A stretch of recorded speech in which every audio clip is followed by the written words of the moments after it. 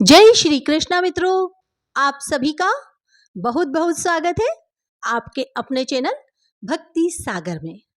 आज हम सुनेंगे श्राद्ध की महिमा, भगवत गीता के 7वें अध्याय का महात्म्य। भगवान शिव कहते हैं, हे पार्वती, अब मैं 7वें अध्याय का महात्म्य बतलाता हूँ, जिसे सुनकर कानों में अमृत राशि भर जाती है। पाटलिपुत्र नामक एक दुर्गम नगर था, जिसका गोपुर बहुत ही ऊंचा था, अर्थात द्वार बहुत ऊंचा था। उस नगर में शंकुकर्ण नामक एक ब्राह्मण रहता था। उसने वेश्यवृत्ति का आश्रय लेकर बहुत धन कमाया, किंतु ना तो कभी पितरों का तर्पण किया और ना देवताओं का पूजन ही। वह धनोपार्जन में तत्पर होकर राजाओं को ही भोज दिया करता था। एक समय की बात है, उस ब्राह्मण ने अपना चौथा विवाह करने के लिए पुत्रों और बंधुओं के साथ यात्रा की।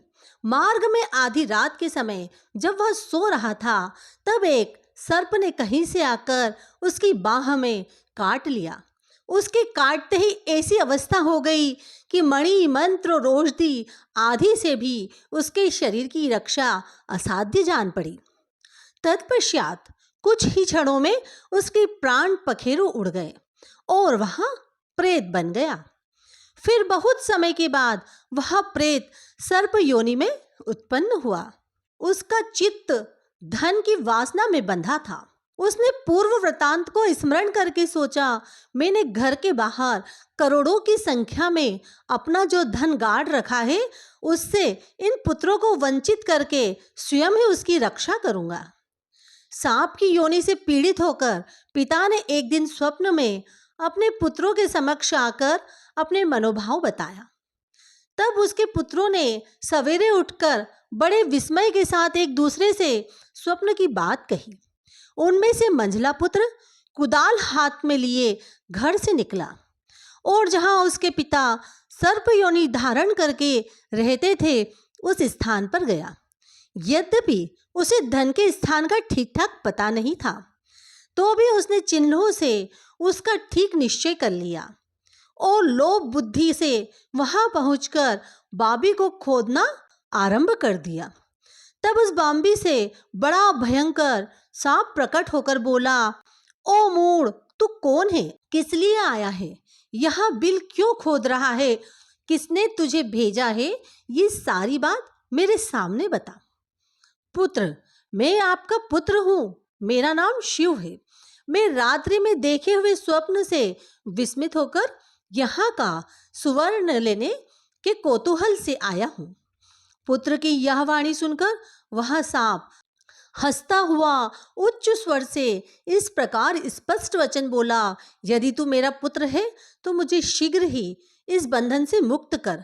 मैं अपने पूर्व जन्म के गाड़े हुए धन के लिए इस सर्प योनि में उत्पन्न हुआ हूँ। पुत्र, पिताजी, आपकी मुक्ति कैसे होगी, इसका उपाय मुझे बताइए, क्योंकि मैं इस रात में सब लोगों को छोड़कर आपके पास आया हूँ। पिता, बेटा, गीता के अमृतमय 7वें अध्याय को छोड़कर मुझे मुक्त करने में तीर्थ, दान, तप और यज्ञ भी सर्वथा समर्थ नहीं है। केवल गीता का 7वां अध्याय ही प्राणियों की जरा, मृत्यु आदि दुखों को दूर करने वाला है। पुत्र, मेरे श्राद्ध के दिन गीता के 7वें अध्याय का पाठ करने वाले ब्राह्मण को श्रद्धा पूर्वक भोजन कराओ, इससे निसंदेह मेरी मुक्ति हो जाएगी। वत्स, अपनी शक्ति के अनुसार पूर्ण श्रद्धा के साथ निर्वयसी और वेद विद्या में प्रवीण अन्य ब्राह्मण को ही भोजन कराना। सर्प योनि में पड़े हुए पिता के ये वचन सुनकर सभी पुत्रों ने उनकी आज्ञानुसार उससे भी अधिक किया। तब शंखकर्ण ने अपनी सर्प शरीर को त्याग कर दिव्य देह धारण किया और सारा धन पुत्रों के अधीन कर दिया। पिता ने करोड़ों की संख्या में जो धन उनमें बांट दिया था, उससे वे पुत्र बहुत प्रसन्न हुए। उनकी बुद्धि धर्म में लगी हुई थी, इसलिए उन्होंने बावड़ी, कुआं, पोखरा, यज्ञ तथा देव मंदिर के लिए उस धन का प्रयोग किया और अन्नशाला भी बनवाई। तत्पश्चात 7वें अध्याय का सदा जप करते हुए उन्होंने मोक्ष प्राप्त किया। हे पार्वती, यह तुम्हें 7वें अध्याय का महात्म्य बतलाया, जिसके श्रवण मात्र से मानव सब पातकों से मुक्त हो जाता है।